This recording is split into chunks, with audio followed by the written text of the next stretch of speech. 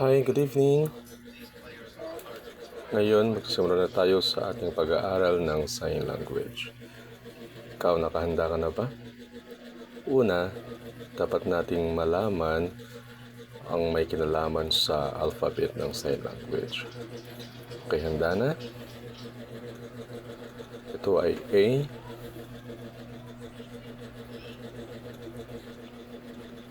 B, C, D,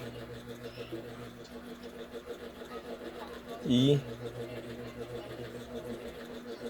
then F, G. Yung ibang sign ng G ay ganito. H, I, and then yung J ay paikot. K, so ganyan yung K. And then L, sunod ay M, so 3 finger. M, yung N ay dalawa. Then O, sunod ay P, parang letter K, pero yan. So nakaganyan siya. So naintindihan ba? Q,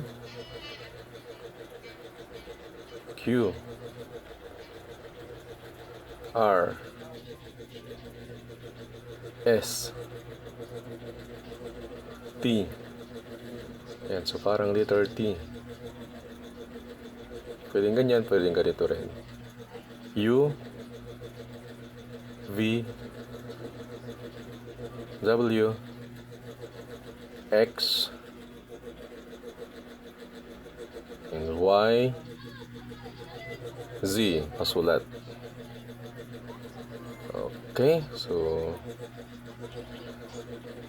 ito naman yung sign ng finger spell. Ano ba, mag-spelling tayo. Halimbawa, yung buong pangalan ko ay Lawrence.